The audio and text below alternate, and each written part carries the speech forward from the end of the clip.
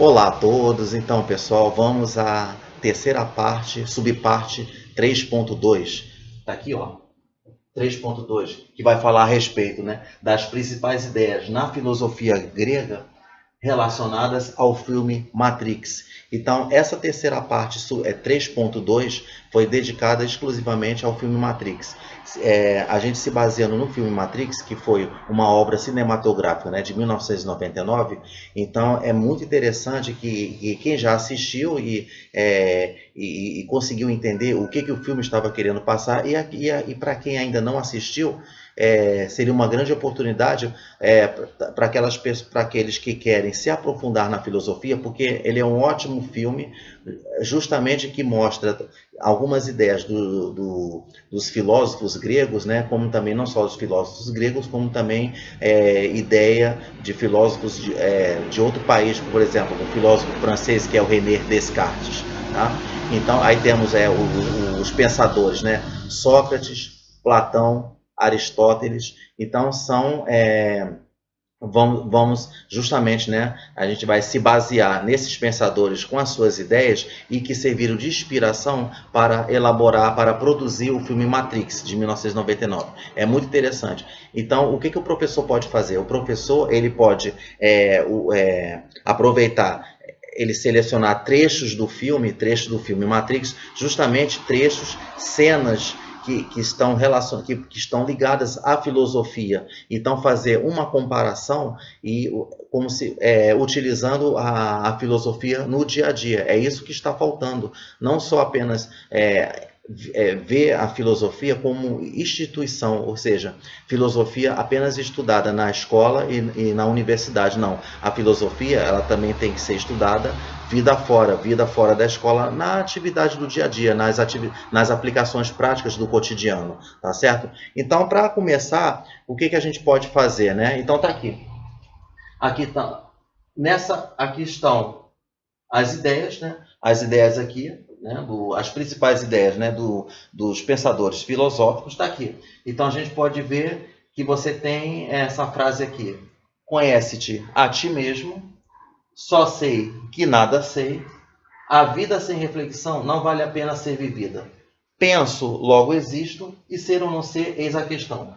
Dessas frases aqui, qual delas que vai fazer parte que está relacionado com o filme Matrix? Está aqui, ó, justamente essa daqui, ó. Essa daqui, ó. Conhece-te a ti mesmo, tá?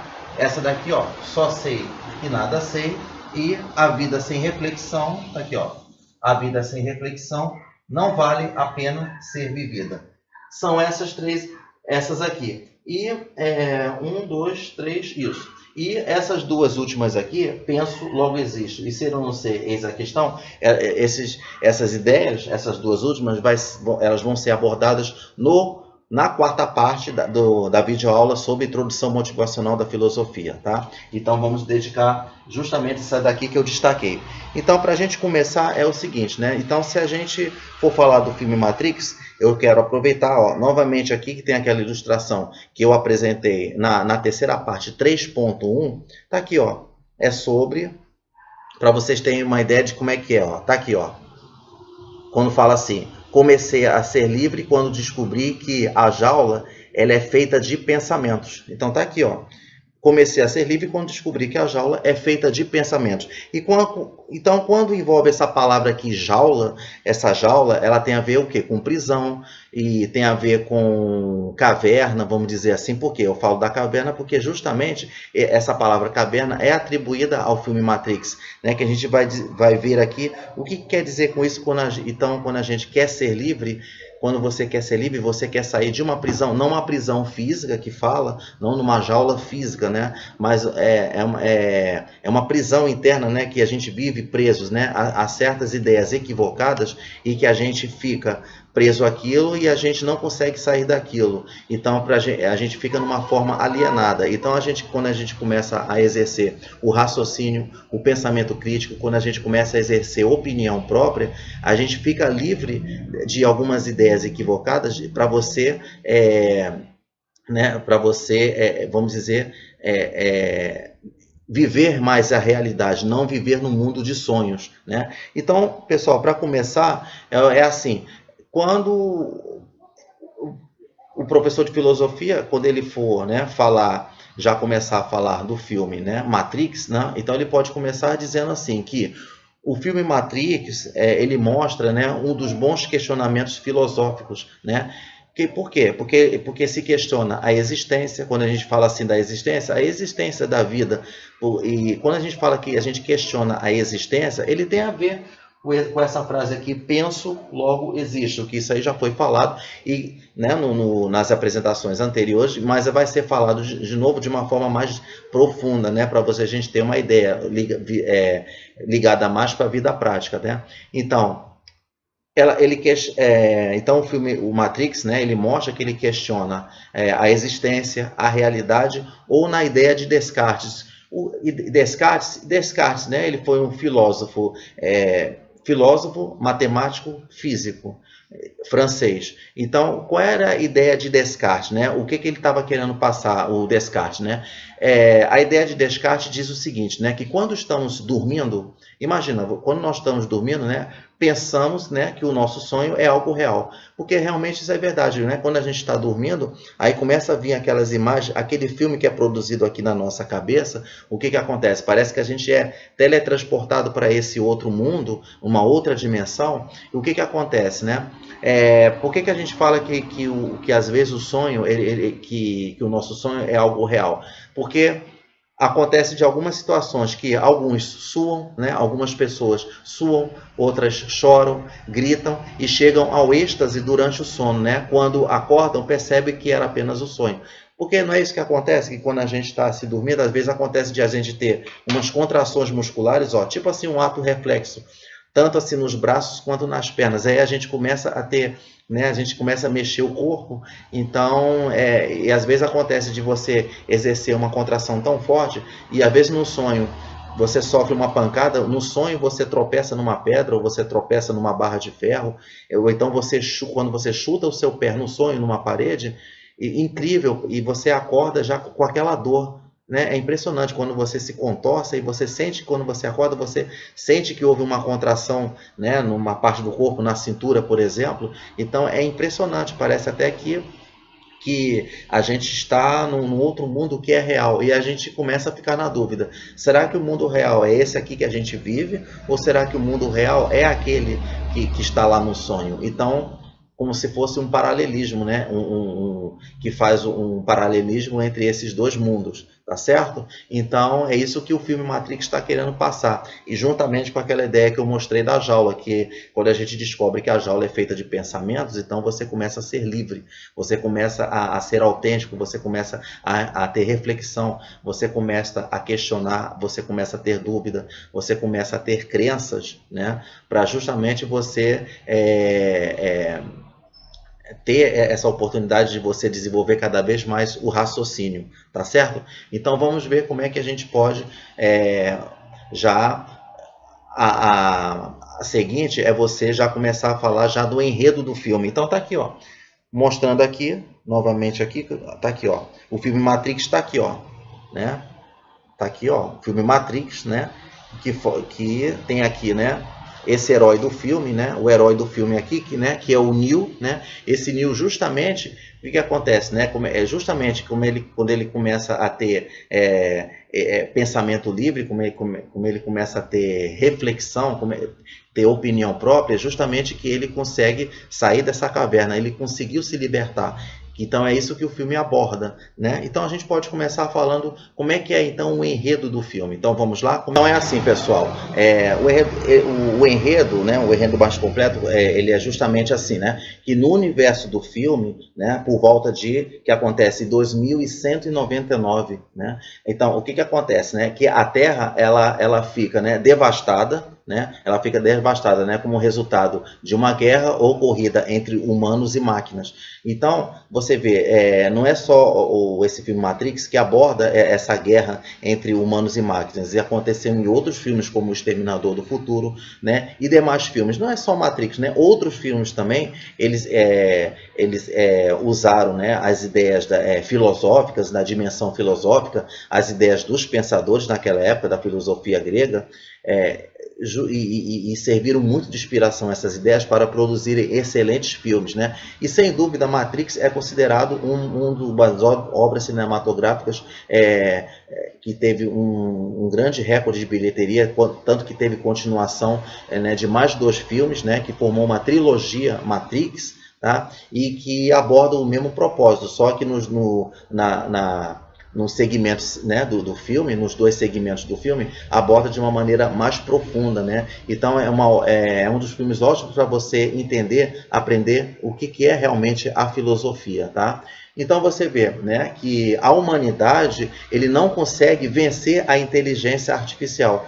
Que a gente vai ver o que é uma inteligência artificial, né? Que é um conjunto de programas de computador e que esses programas eles geraram máquinas, justamente essas máquinas que declararam guerra aos humanos, né? Ou vice-versa, os humanos declararam guerra às máquinas, tá? E para justamente os humanos eles conseguirem sair desse mundo de prisão interna, dessa caverna, sair desse mundo de sonhos e ir para o mundo real, da realidade. Tá? Então, o que acontece? Então, essa inteligência artificial ele é uma consciência singular, né, que gerou uma raça inteira de máquinas. O que essas máquinas fizeram? Essas máquinas eles bloquearam a energia solar, né, do qual justamente dependiam as máquinas. As máquinas antes eles dependiam da energia solar. Então, quando as máquinas começaram a bloquear a energia solar, então o que as máquinas começaram a fazer, né? As máquinas, né,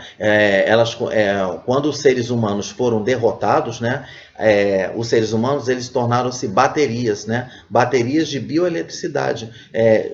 No filme ele mostra uma parte em que o personagem Morfeu, quando ele conversa com o Neo, tem um diálogo com o Neo, ele mostra justamente uma pilha, né, quando fala assim, o objetivo, né, da Matrix é para transformar os seres humanos numa pilha. Aí no filme ele mostra uma pilha.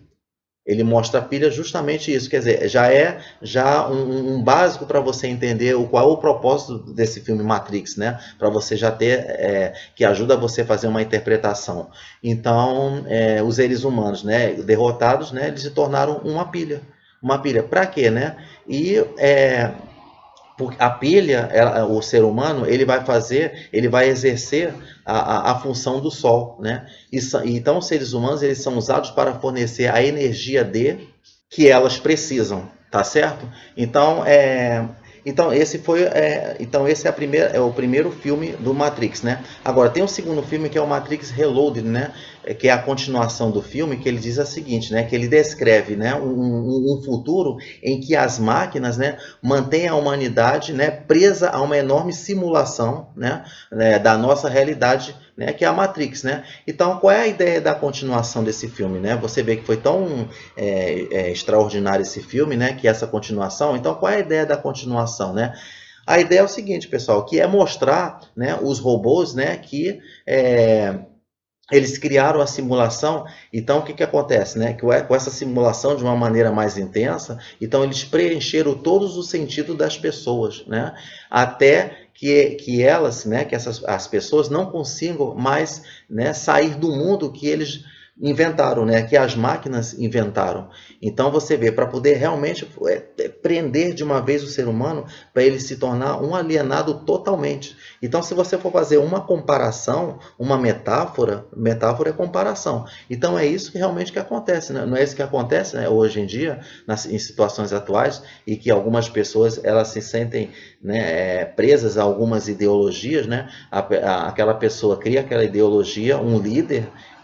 Tem de várias naturezas, né? Pode ser um líder religioso, um líder político, um líder, né, de outro aspecto. Então, até assim, de aspecto econômico, por exemplo, para você ver, por exemplo, que alguns, né, aspectos econômicos por exemplo, aspectos comerciais, por exemplo, uma propaganda de uma TV, quando você tem, você olha aquela propaganda ali e a pessoa vê aquela propaganda, ela fica, né, fissurada, ela começa a depender daquela propaganda e que aquela propaganda ela vai ser útil para ela. Então ela começa a olhar um determinado produto da propaganda e ela acha que ela se sente, parece que ela se sente obrigada, que a propaganda obriga ela a adquirir aquele produto. É mais ou menos por aí. É tipo também uma prisão, tá? É isso que acontece.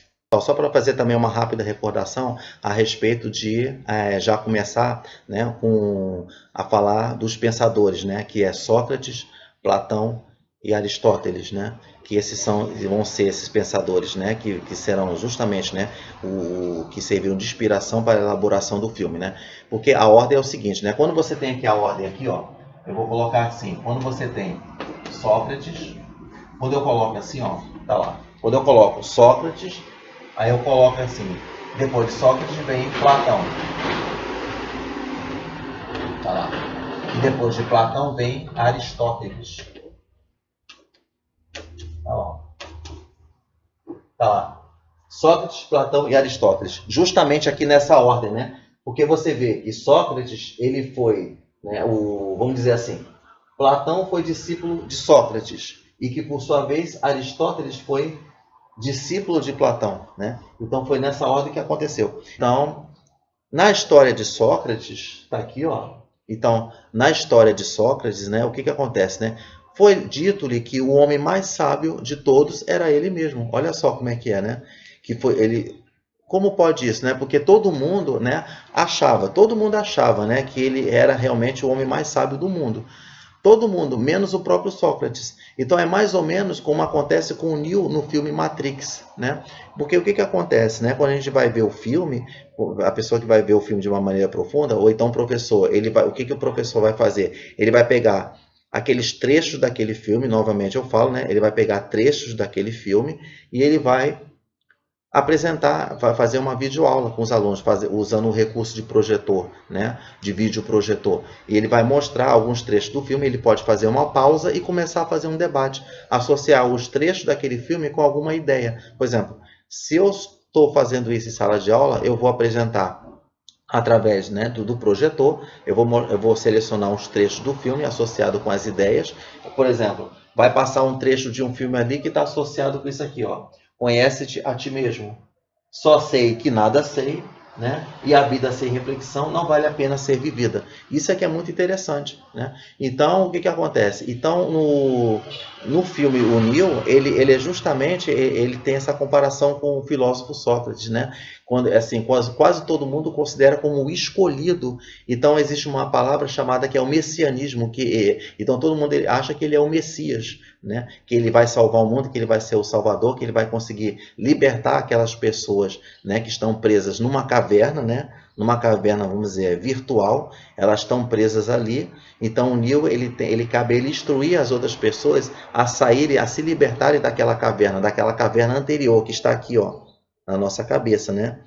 Tá? Que essa caverna, ele faz as pessoas acharem que eles estão no mundo real, que eles vão viver um mundo ali sem preocupação alguma, mas não é exatamente isso, né? Que o Neo está querendo mostrar a realidade para essas pessoas. Só que alguns presos não querem, não aceitam isso. Eles querem continuar vivendo naquela caverna, vivendo naquela prisão interna. Por isso que existe aquela coisa do questionamento interno, tá?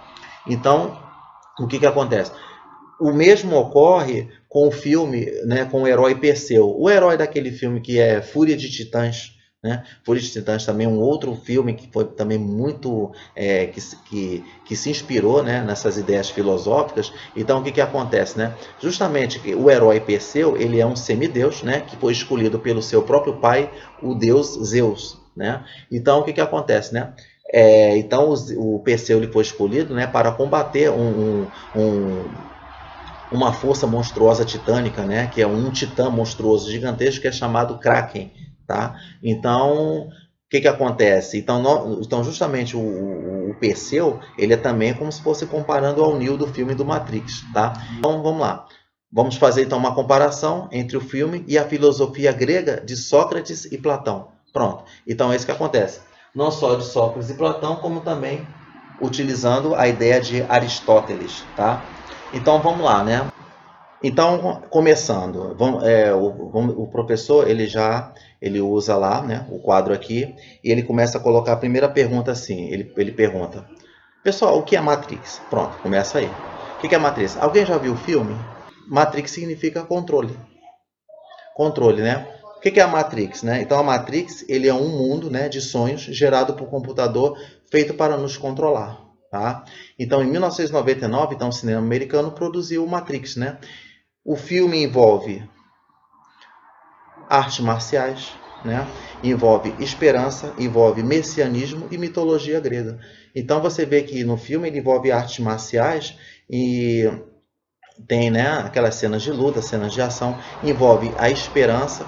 A esperança ele está relacionado a um termo que vai ser assim debatido na quarta parte do vídeo, que é a caixa de Pandora. Quando a gente tem assim que fala que a esperança é a última que morre. Como é que surgiu essa frase? Por que a gente fala que a esperança é a última que morre? Então isso é baseado naquela ideia da caixa de Pandora, tá certo? Então, o que acontece? Aí eu faço a outra pergunta, que é o seguinte, né? Eu pergunto assim, se o contrário de real é irreal, então qual é o contrário de virtual? Então, muitas pessoas têm essa ideia equivocada, têm esse conceito errado de dizer que o contrário de real é virtual, mas não é. Não é exatamente isso, não é bem assim, né? O que significa? Quando a gente fala que o contrário, né, de real é virtual, a gente está querendo dizer que o virtual é uma coisa que não existe. O virtual, quando a gente fala é um tipo de realidade. Então, existem dois tipos de realidade, que é a realidade concreta e a realidade virtual. Tá? Porque você vê que quando você fala que uma realidade ela é concreta, você sabe que é aquilo que existe ali. Ó. Você sabe que existe, por exemplo.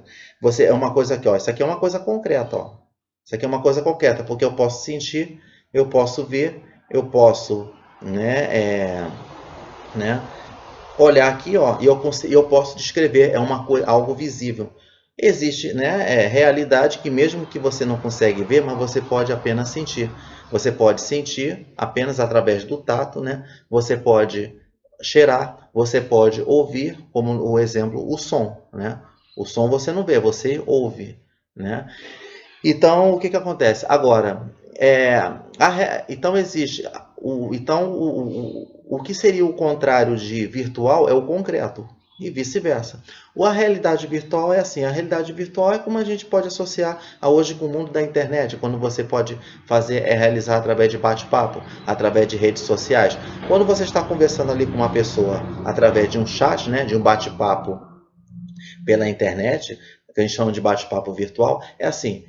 Você sabe que se você está mandando mensagem para aquela pessoa, uma outra pessoa através de uma tela, você sabe que aquela pessoa existe.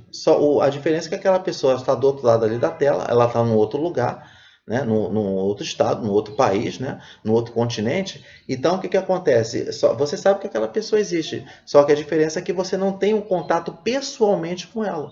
Então, quando você fala assim, vamos nos encontrar pessoalmente, encontrar frente a frente, né?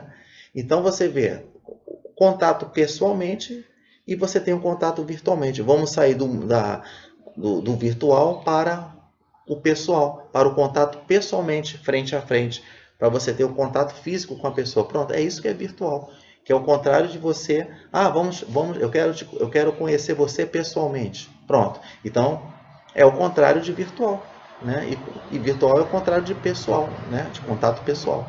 Então, é essa que é a diferença. Tá vendo? Tá vendo? Como é que já fica bem claro isso, né? Então, vamos lá. A filosofia ocidental, né? O que é a filosofia ocidental? Ele é o pensamento crítico, né? Então, que surgiu na Grécia Antiga por volta do século 6 a.C., isso mesmo, 6 a.C., né? Então, ele surgiu o pensamento crítico, né, como uma alternativa ao mito, que é o pensamento ingênuo. O mito, só para a gente recordar, que foi dado na segunda parte do vídeo, ele é relacionado aos tipos de conhecimento. Você tem um conhecimento mítico, você tem um conhecimento científico, você tem um conhecimento teológico e você tem um conhecimento filosófico. né? Então, o conhecimento mítico, que é o conhecimento empírico, ele constitui a base do saber, tá? Que é o pensamento ingênuo. É aquele exemplo que eu dei a respeito, se está tendo trovão e relâmpago, é porque Papai do Céu está ralhando, é que Papai do Céu está zangado, quando você explica isso para uma criança. Então, isso é um pensamento ingênuo, é um conhecimento mítico, é um mito que você tem, né? É a mesma coisa que outros exemplos que eu dei, que quem quiser ver a segunda parte do vídeo, quando eu abordei os 4 tipos de conhecimento. Um deles é o primeiro, que é o conhecimento mítico, que constituiu a base do saber, que foi através do conhecimento mítico, a partir do pensamento ingênuo, é que conseguiu surgir outros tipos de conhecimento. Então a gente fala que a gente nunca pode desprezar o conhecimento mítico, o conhecimento empírico, né? Então, no filme Matrix, né, quando entra o diálogo entre Morfeu e o Neo, ele diz assim que ele pergunta o que é real, né? O que é um mundo real, né? Porque se a gente falar assim, o que você acha que é real? Será que a gente nesse mundo aqui que a gente está, será que é real mesmo? Porque a gente vê que é real quando você olha, por exemplo, né? Quando você olha esse objeto aqui, ó, esse objeto aqui, né, que é o grampeador, você sabe que é grampeador. Por quê? Porque você pode ver, né, você pode sentir, né, e tem outros tipos de objetos, outros tipos de coisas, né, que mexe com os órgãos do nosso sentido.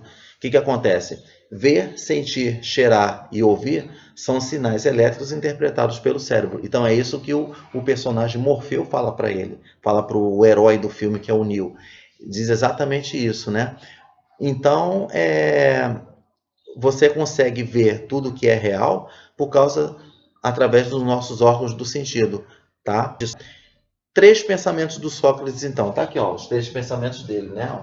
Então, são esses que são os pensamentos de Sócrates. Tá aqui, ó. Conhece-te a ti mesmo, só sei que nada sei, e a vida sem reflexão não vale a pena ser vivida. São esses 3 pensamentos de Sócrates, né? Então, na história de Sócrates, né, foi dito-lhe que o homem mais sábio de todos era ele mesmo, como eu havia falado antes, tá?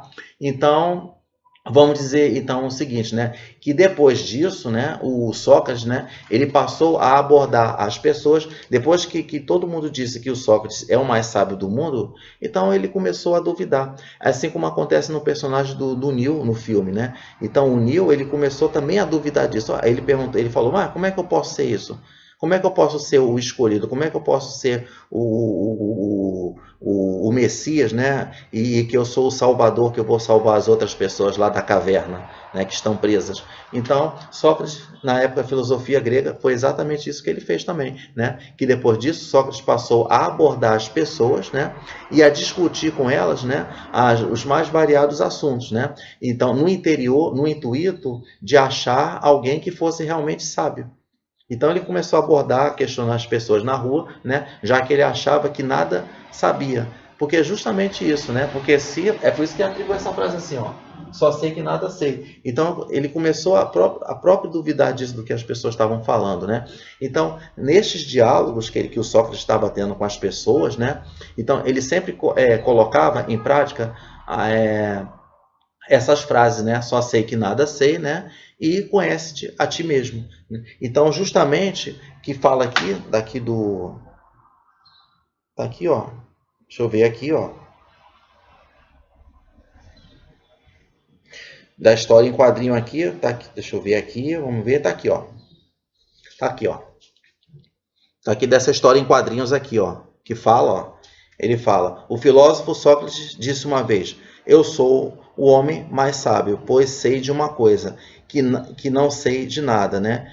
E como ele sabia disso? Aí falou, a esposa é que disse a ele, disse a ele né, que ele nada sabia, né, que não sabia de nada, né? A gente usa, né, a história em quadrinho aqui, né, para fazer esse tipo de humor, né, que ele serve também para ter um entendimento. Então, o que acontece, né? Então, para Sócrates, né, a sabedoria, né, consiste primeiro no reconhecimento da própria ignorância.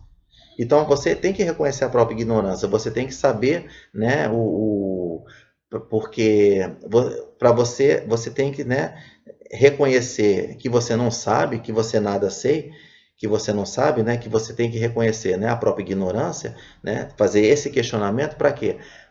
Para a partir disso, né, que você passar a buscar a realidade, para você buscar a sabedoria.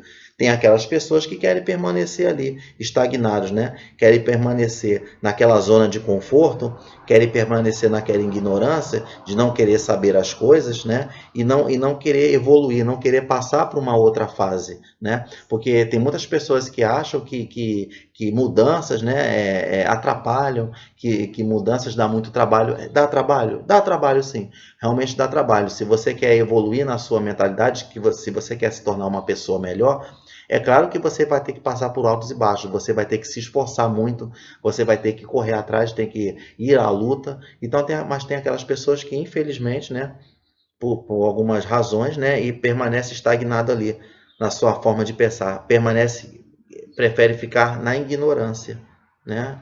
É uma coisa muito triste, porque aí o que acontece? A gente tem que ver que as aparências enganam, né? As aparências enganam e não queremos ser enganados por elas, né? É por isso que a gente vai ver vamos dizer, vamos usar muito palavras de sentidos opostos quando a gente fala assim, aparência, essência. A aparência é o contrário de essência, né? A mesma coisa quando eu falo que você tem um juízo real e juízo de valor. O contrário de real é irreal. E o contrário de virtual é pessoal, né? Então, o que acontece? Então, se a gente quer viver na aparência, é isso justamente que acontece no filme Matrix, tá? Então, a outra característica da filosofia, o outro fundamento da filosofia, além do que eu já falei na apresentação 3.1, que é questionamentos, reflexões, dúvidas, você tem ideologia, né? Você tem raciocínio, razão, você tem problemas metafísicos. Então, eu já coloco aqui, ó, naquele aqui, ó, abaixo de problemas metafísicos, vou colocar aqui, ó. Vou colocar, tá aqui, ó. Tá lá. Vou colocar aqui, ó. Tá aqui. Que é a palavra dualidade, né? Então a dualidade, ela tem a ver com a gente trata justamente, né, de palavras, né, de sentidos opostos entre si, né? Quando a gente aprende, por exemplo, essa coisa de antônimos, né? Quando a gente fala, você tem o belo e o feio, você tem o dia e a noite, você tem a essência e você tem a aparência, né? Você tem o real e o irreal, e por aí vai. Então isso se chama dualidade, é quando você trata dessas palavras, né, de sentidos opostos, né, como se fosse uma antítese, né, que é uma figura de linguagem na língua portuguesa, que é chamada antítese, tá certo? Então é assim. Então o principal discípulo, né, de Sócrates tá aqui, ó, é o Platão, né? O Platão, né? Porque o que acontece, né? Porque o mito da caverna, ele fala assim, né, que o mito da caverna ele é uma de suas obras, né?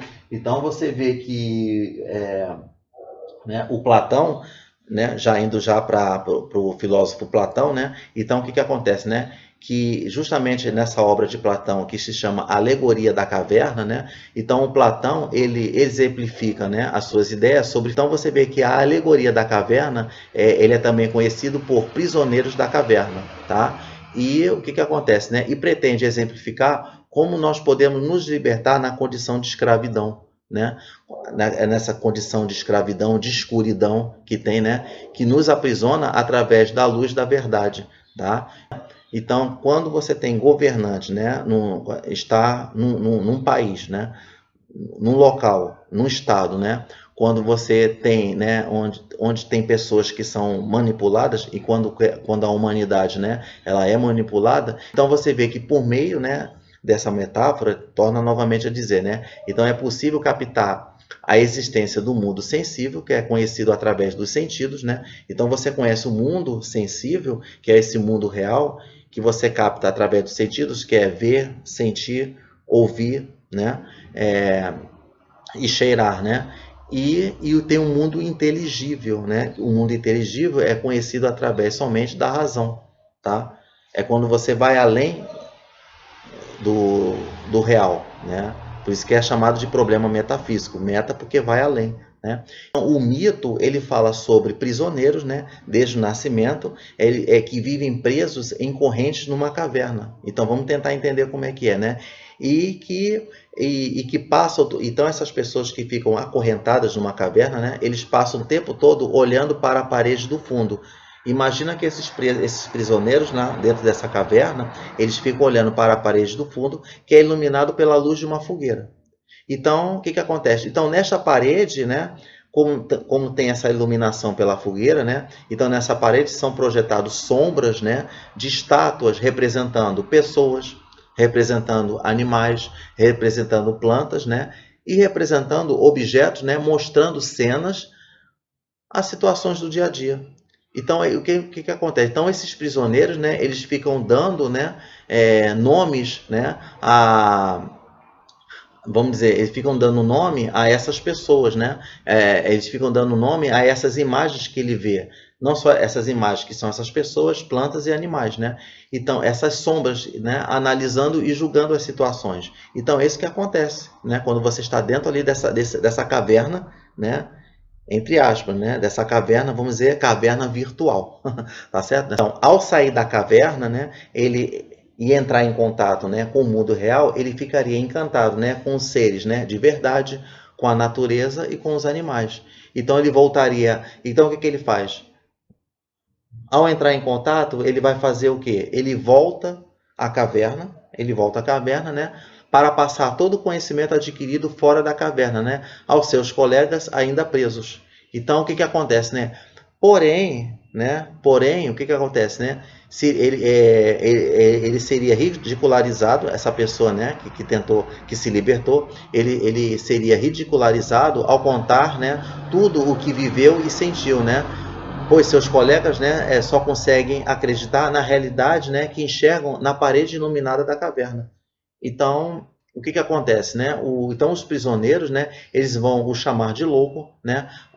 Ameaçam de morte, né, caso não pare de falar todas aquelas ideias, né, não para de falar daquelas ideias todas consideradas absurdas. Então é isso que acontece, tá? É porque se você levar para um exemplo do dia a dia, pessoal, então é isso que você vê que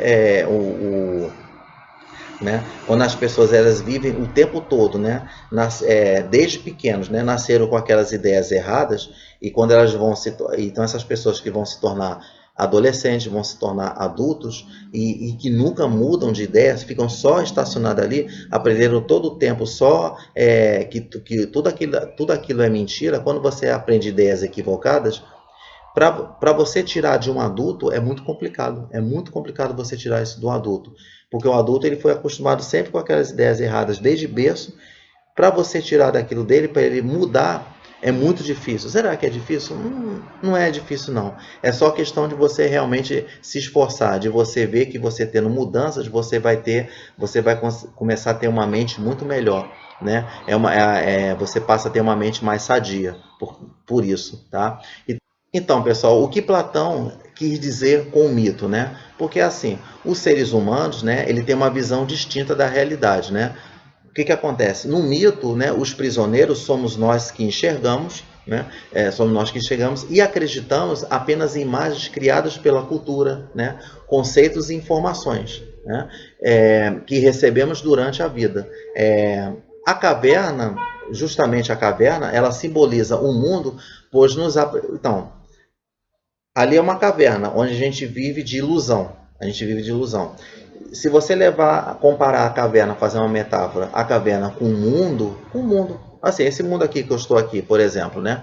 A caverna, ela simboliza o mundo, ela representa o mundo, pois nos apresenta imagens que não representam a realidade. Então, só é possível conhecer a realidade quando nos libertamos, né, destas influências culturais e sociais, ou seja, quando saímos da caverna. Então, se você levar isso para a realidade, não é isso que acontece? Né? Quando você quer se libertar de coisas, né, que ficam te prendendo ali, te aprisionando, Quando você olha ali um objeto numa vitrine e aí você achar que aquele objeto, aí você quer comprar aquilo que você achando que aquilo vai ser útil. Quando você vê, a gente acaba comprando coisas inúteis, você acaba focando em coisas inúteis, coisas que não interessam. É muita gente isso que acontece na televisão, né? Quando você vê alguns programas que passam aquilo justamente e que você acha que aquilo passa para você e você acredita naquilo passivamente. Você acredita, você não procura se informar, você não questiona, você se depara com informações falsas, a pessoa não parece assim, ela não se preocupa se ela não quer saber se aquela informação é verdadeira ou não, ela comenta coisas fúteis, né? Não usa a inteligência, não tem a disposição espontânea da inteligência para comentar, para você formar uma opinião própria. Não, as pessoas vão tudo pelo que os outros falam. Então essas pessoas que a gente vê assim nos comentários, assim em redes sociais, então elas não desenvolve o seu poder de reflexão, só ficam só com aquelas palavras monossilábicas, só colocam coisas monossílabas que concorda, todo o tempo dizendo sim, concorda passivamente. Então, quer dizer, então essas pessoas vivem nessas cavernas, né? A visão dualista de Platão. Então, quando Platão fala de dualista, ele fala o quê? De luz, sombra, ciência, né? Opinião, tá lá. Quando você tem a ciência, que você tem uma comprovação da realidade. A ciência é um conhecimento científico para você comprovar aquilo que você falou. Então aquilo está provado, né? Que aquele fenômeno que você observa realmente é aquilo que você comprova através de um experimento, né? Quando você não consegue comprovar, você tem que utilizar o raciocínio. Quando você utiliza o raciocínio, é o quê? É você utilizando opinião, né? Você utiliza opinião, né? Então você tem ciência e opinião, tá vendo? Ó, uma outra palavras opostas, né? Qual é o contrário de opinião? Ciência. E vice-versa, tá? Você tem essência e aparência. Então podemos afirmar que os pioneiros, os prisioneiros, né? Eles são a humanidade, né?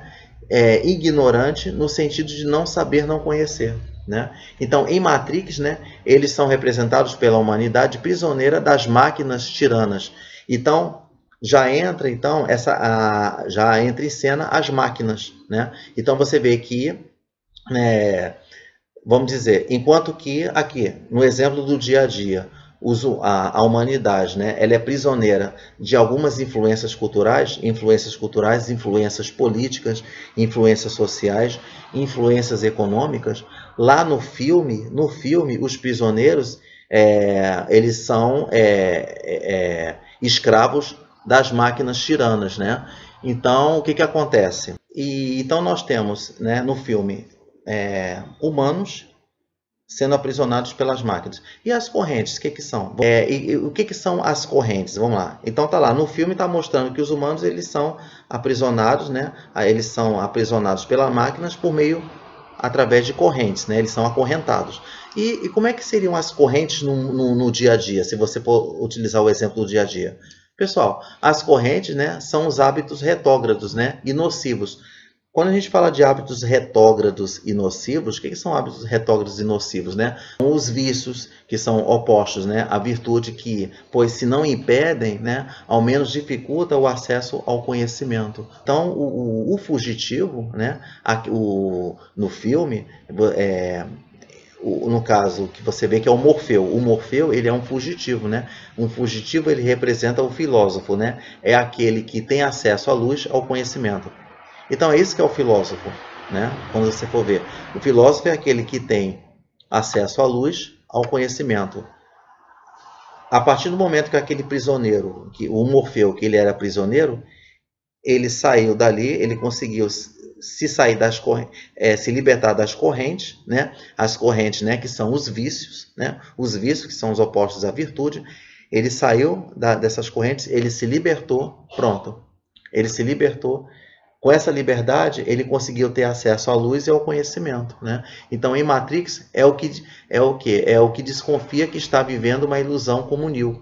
Então, o Neo, o que acontece, né? Assim que ele conheceu Matrix, né? Então, ele já passou a desconfiar de que tudo aquilo que do que está vivendo é uma ilusão. Tá certo? Então, a missão do filósofo, né, que quer se livrar, né, ele quer se livrar do controle de Matrix, ele conhecer a verdadeira realidade. Quer conhecer a verdadeira realidade, então ele tem que sair da Matrix, né? Daqui a pouco ele regressa à caverna, né? Já dotado de crenças, né? Aparências e superstições, então ele volta à Matrix, né? Então o que ele faz? Então ele vai instruir os demais, né? Que são para libertar todos, né? Para instruir os demais a sair de lá de Matrix, né? Então, o que acontece? Não é uma tarefa nada fácil, né? Já que as ideias retrógradas, como eu falei, as ideias retrógradas, né? Que são os vícios, e o que acontece, né? São predominantes, né? E costumam, né? Condenar todo o ineditismo. Quando a gente fala assim que é condenar o ineditismo, o que acontece?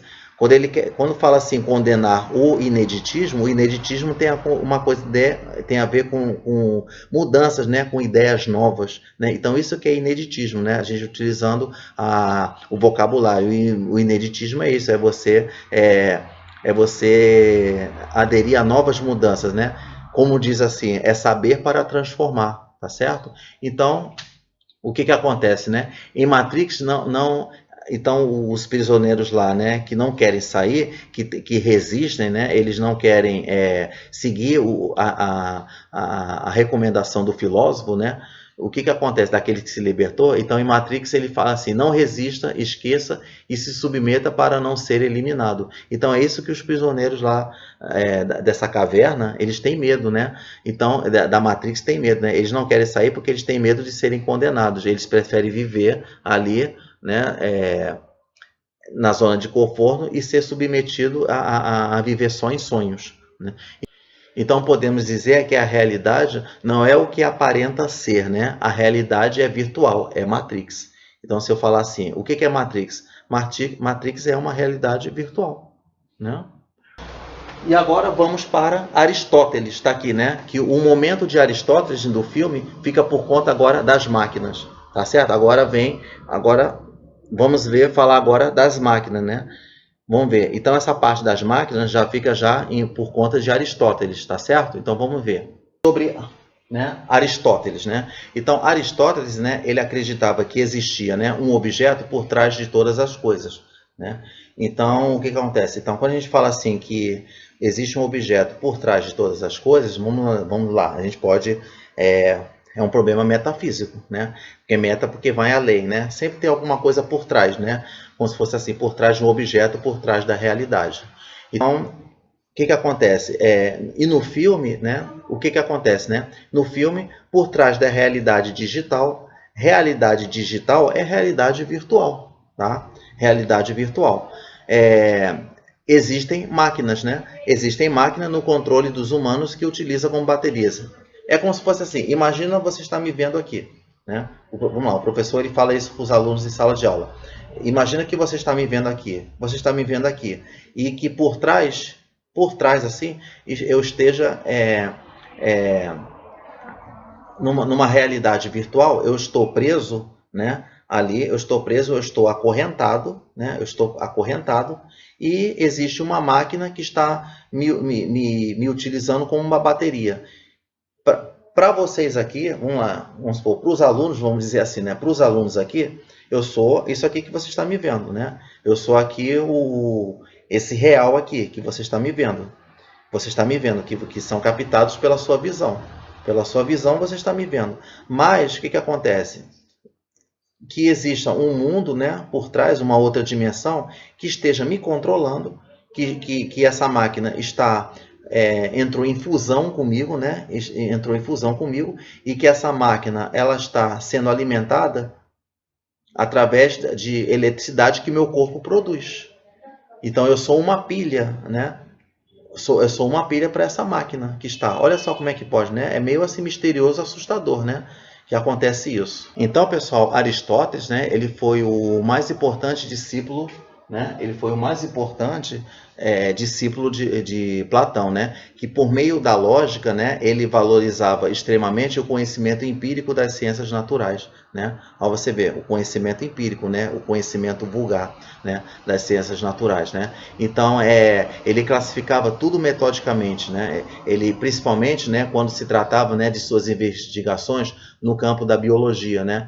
Se alguém falou, por exemplo, quem viu o filme, ou então o professor, quando ele for citar o agente Smith no filme, quem seria o agente Smith, né? O agente Smith no filme, ele seria aquele agente mais potente, né, da Matrix, né? É aquele guardião, é aquele agente, o agente Smith é o vilão do filme. É o vilão do filme. Então o Neo é o mocinho do filme e o agente Smith é o grande vilão do filme, né? Então ele que é o agente, ele é o guardião, ele está ali para garantir a eficácia das máquinas, né? Para que não exista nada fora do controle, para que os prisioneiros não se rebelem, né? Que os prisioneiros eles não se libertem ali. Então a agente Smith ele está ali como guardião, garantindo a eficácia da Matrix. Tá certo? Como se fosse um segurança máximo da Matrix, né? Então, o que acontece? Então, agora chegou a vez de Aristóteles. Então, Aristóteles está relacionado com o agente Smith, né? Não só com o agente Smith, mas também com a inteligência artificial. Então, o que é a inteligência artificial? A inteligência artificial é um conjunto de programas de computador que produziram essas máquinas, né? Olha só como é que pode, né? É interessante você associar cada situação, cada personagem do filme com a respectiva ideia, né, de cada filósofo, tá certo? Então, vamos ver o que acontece, né? Então, quando o Aristóteles, né, ele contribui muito no campo da biologia para a classificação dos animais, tá? Porque, por exemplo, quando a gente classificando os animais, né? Quando você tem a classe de animais, né? Peixes, anfíbios, répteis, mamíferos e aves, né? Então, peixes, anfíbios, répteis, né? Dos répteis surgiram os mamíferos e as aves. Então, ele contribui muito para a classificação, né, sistemática, né, dos animais, né? Então, ele utilizou outros critérios, né? Que hoje em dia a gente utiliza outros critérios para classificar as novas espécies que surgem, tá? Então, é assim.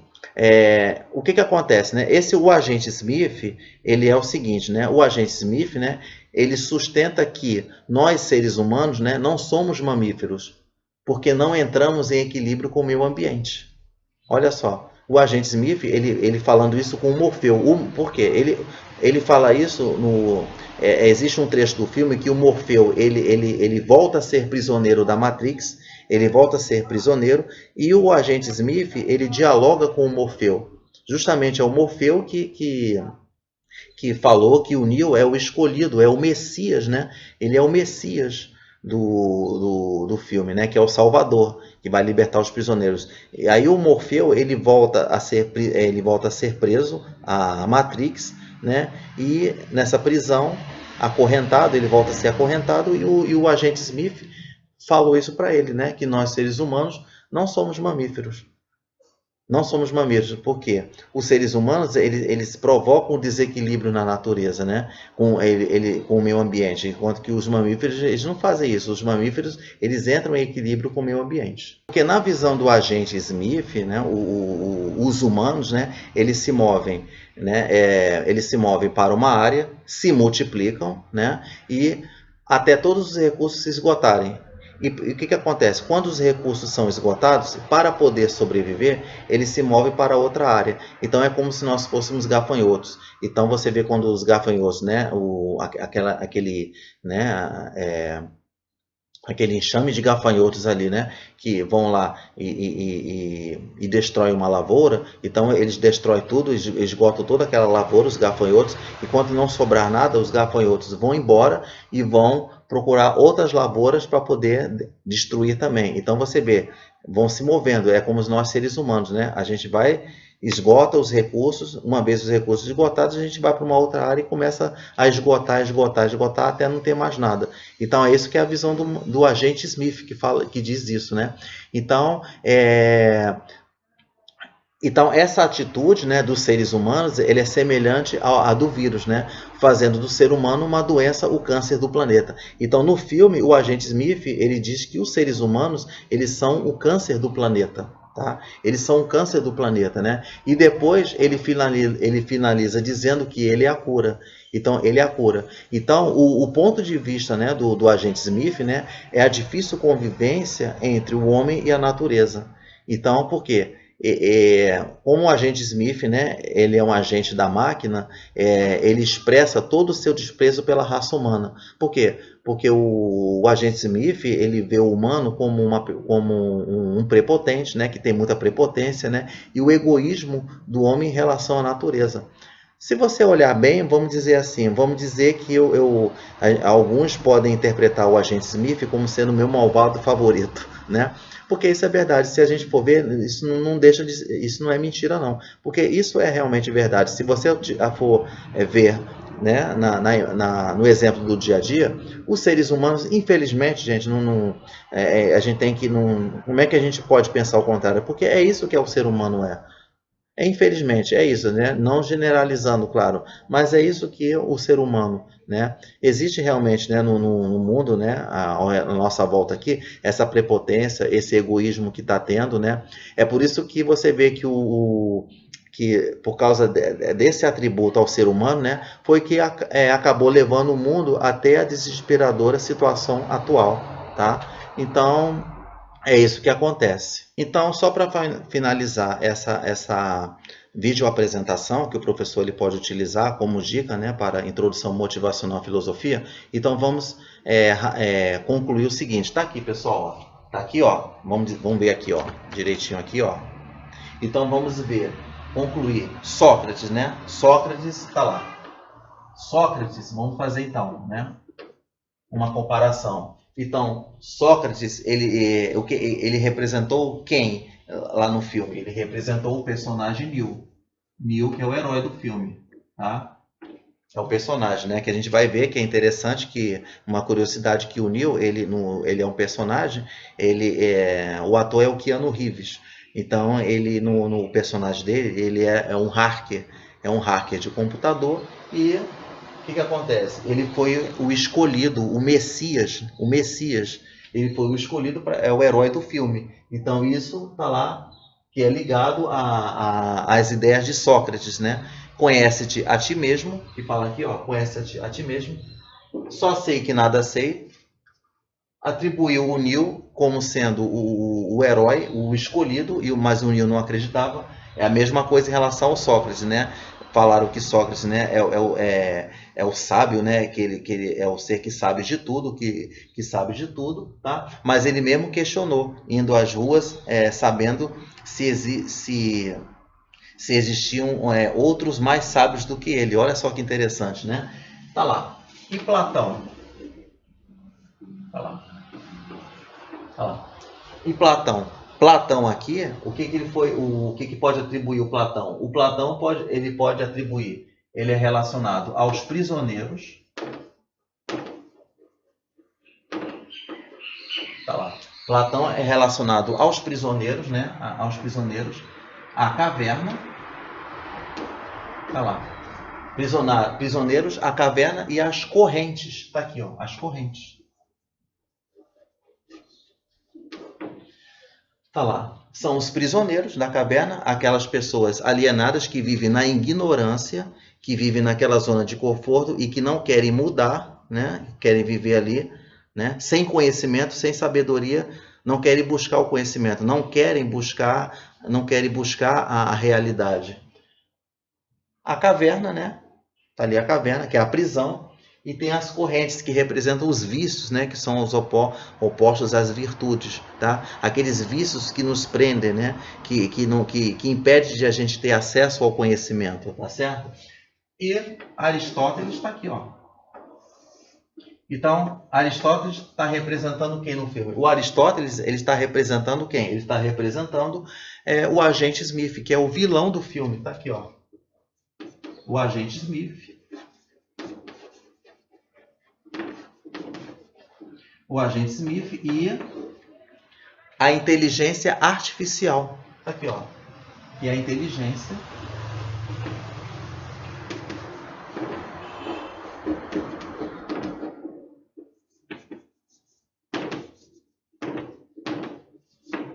tá lá, a inteligência artificial. Tá certo, gente? Então, ó, valeu, muito obrigado mesmo, né? Então, espero que essa dica sirva e que possa o filme Matrix ele ser usado como uma referência, né, para que a filosofia ela seja entendida de uma forma mais profunda por meio, né, dos principais pensadores filosóficos, tá? Então, até lá, muito obrigado, até a próxima aí. Valeu.